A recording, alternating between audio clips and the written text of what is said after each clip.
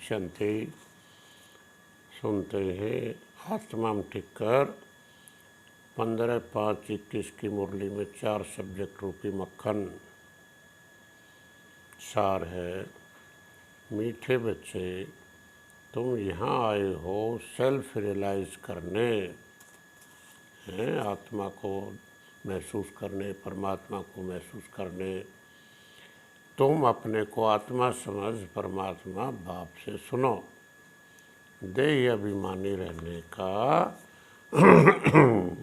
अभ्यास करो। गीत की लाइन है, न वह हमसे जुदा होंगे। ज्ञान के सब्जेक्ट पर बाप आए हैं इस पतित दुनिया से पावन दुनिया में ले जाने के लिए। ये सारी दुनिया विशेष है, विकारी है। पतित पावन को बुलाते हैं क्योंकि पतित है। किसी देहधारी को भगवान नहीं कह सकते। ब्रह्मा विष्णु शंकर को भी अपना सूक्ष्म शरीर है जो देखने में आता है। भगवान निराकार शिव को कहा जाता है, वे कभी पुनर्जन्म में नहीं आते, अलौकिक दिव्य जन्म लेते हैं। खुद ही समझाते हैं, मैं साधारण बूढ़े तन में आता हूँ जिसको ही भागीरथ कहते हैं। ब्रह्मा द्वारा रचना रचते हैं। बाबा कहते हैं पहले तो आत्मा को पहचानना है और बाप द्वारा ही बाप को पहचान सकेंगे। बाप ही अपनी पहचान देगा। आत्मा को परमात्मा का साक्षात्कार कैसे हो सकता है जबकि अपने को ही नहीं जान देख सकते। बल कहते हैं चमकता है अजब सितारा, परंतु ये किसी को पता नहीं है कि आत्मा में 84 जन्मों का पार्ट रूंधा हुआ है। कर्म का फल आत्मा ही भोगती है। संस्कार आत्मा में ही रहते हैं। साधु सन्यासी आदि कोई बता नहीं सके। बाप को ही आकर बच्चों को सेल्फ रियलाइज कराना पड़ता है। बाप कहते हैं अपने को आत्मा समझ मुझ निराकार परमपिता परमात्मा से सुनो। दुनिया को ये नहीं पता कि परमात्मा कब आएंगे, कैसे आकर समझाएंगे। उन सब का मदार है शास्त्रों पर। बाप कहते हैं उनसे न तो मुझे रियलाइज कर सकेंगे न अपने को रियलाइज कर सकेंगे।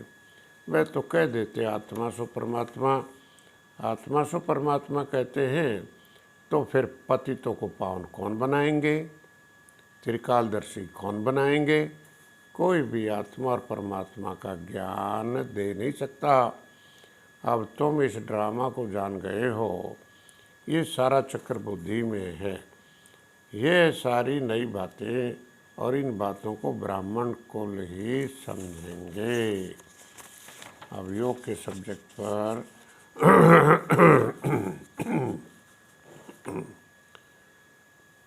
बाबा ने समझाया है तुम अपने को आत्मा निश्चय करो और बाप से बुद्धि योग लगाओ। बाप को याद करने से ही वर्षा मिलेगा और तुम पावन दुनिया में चले जाएंगे।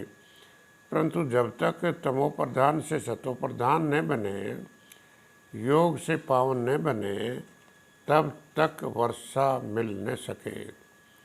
बाप कहते हैं मुझे याद करने से तुम्हारे विकर्म विनाश होंगे, विकर्माजीत बनेंगे, यह गारंटी है। धारणा के सब्जेक्ट पर सवेरे सवेरे उठकर विचार सागर मंथन करना है। बाप जो सुनाते हैं उसे नोट कर रिपीट करना है, दूसरों को सुनाना है। सबको पहले पहले बाप का परिचय देना है।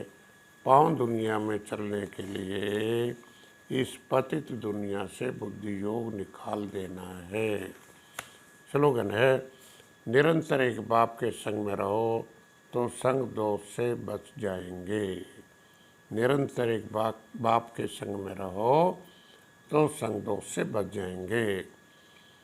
सेवा के सब्जेक्ट पर बाबा कहते हैं अभी सबकी कयामत का समय है, विनाश सबका होना है। समझाने की बड़ी युक्ति चाहिए जो शांति से बैठ सुने। डिस्टरबेंस न करें। पहले पहले बाप का परिचय देना है। शिव बाबा ही पतित पावन है, वही समझाते हैं। कोई समझेंगे, कोई तेज बुद्धि वाले होते तो शोर मचाने लगते हैं, कोई न कोई विघ्न डालने वाले निकल पड़ते। कोई हंगामा करे तो बोलो एकांत में आकर समझो। सब कोई इकट्ठा नहीं समझा जा सकता, तुमको समझाना है। भगवान एक ही है, वह उच्चते उच्च है। देवताओं को भी भगवान नहीं कह सकते।